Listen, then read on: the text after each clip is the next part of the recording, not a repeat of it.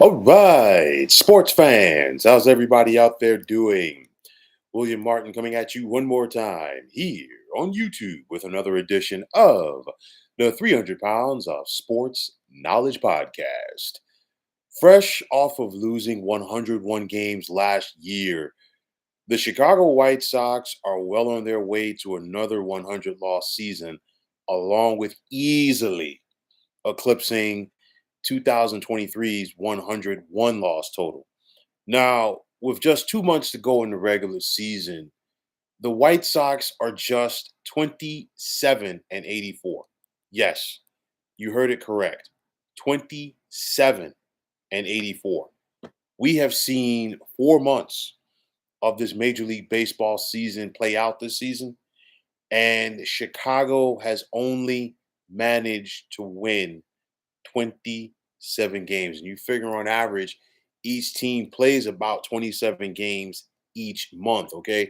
We've already seen the White Sox have a 14 game losing streak. And now they've topped that as they are currently on a 17 game losing streak. The Southsiders have not won a game since July 10th, and they only won 3 games for the entire month of July. This is going to mark the first time in White Sox franchise history that they have consecutive 100 loss losing seasons. And this is a franchise that dates back all the way to 1901.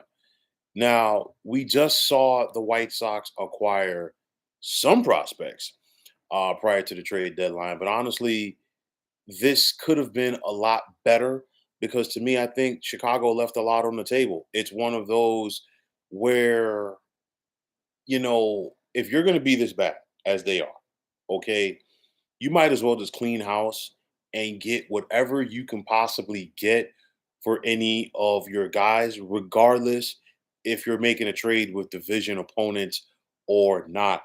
Cole, what's going on? You're saying, as a Royals fan, I feel bad for the White Sox. For me, I feel bad for their fan base. That's my biggest thing because you look at it, Chicago sports fans are very loyal to their respective teams, and I think you know as old as of a franchise that the White Sox are, I think sometimes they get lost in the shuffle in the Windy City behind the Cubs. And I'll say this, and this is just my opinion. I feel like when the White Sox won that World Series back in 2005, it was kind of like, okay, fine, that's well and dandy, but you still had more people, at least in my opinion, that were gravitating towards the Cubs. Cubs made the playoffs a few years later. Everybody's happy. Okay. And of course, when the Cubs finally ended their streak back in 2016, we saw much more of a celebration come out, to me, in my opinion, than it was for the White Sox. But nonetheless, it's one of those where you have to give people something to cheer for. You have to give people something to get behind. You have to give people something to support. And the White Sox have not done that. And it's very sad. I'm not even going to say funny. Okay. From the standpoint that just 3 years ago, the White Sox won 93 games and they won the division and they were in the playoffs. Okay. And now this is what they are reduced to. Okay. And, getting back to it, they did get some prospects for their system just prior to the trade deadline. But like I said, if you're this bad, just tear the whole thing down, get as many prospects as you possibly can get for at the trade deadline. I don't care if you got to make the trade with the Guardians, the Twins, the Tigers, the Royals, whomever. Okay, if you're going to get some of their top guys in your system that could possibly help you turn this thing around, go for it. And I think to me, right there, the White Sox missed the ball. I'm also going to say this: the franchise, and I'm talking about the White Sox, of course, they continue to have a Jerry Reinsdorf problem. Okay. Reinsdorf is one of the longest tenured owners in Major League Baseball. And I think it's a travesty that MLB allows Reinsdorf to operate in the fashion that he does. I mean, he's trying to hold the city of Chicago hostage for a new stadium. It's also, he's flirted with moving this team. And to me, I think, the White Sox leaving Chicago would be a travesty if it actually happened.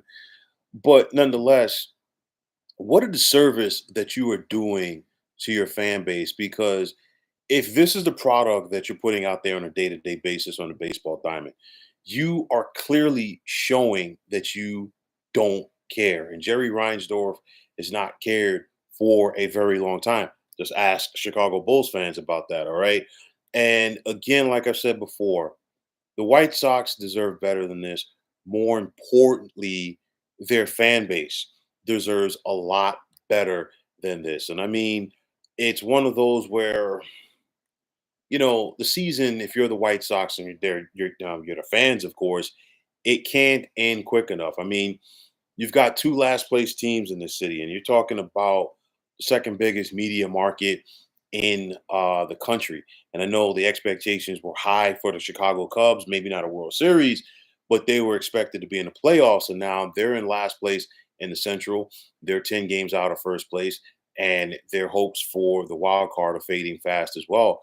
But getting back to the White Sox, hands down the worst team in Major League Baseball. One of, if not the worst pitching staffs uh, in the game.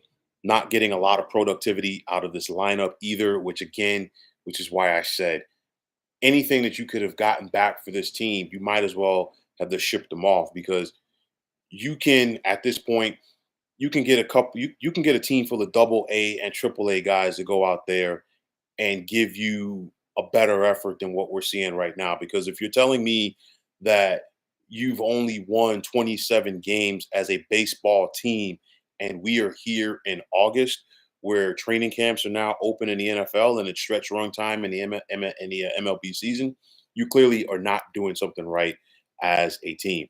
So you look at this 17-game losing streak that the White Sox have, and now they're going to carry it into the Twin Cities this weekend to take when they take on the Minnesota Twins.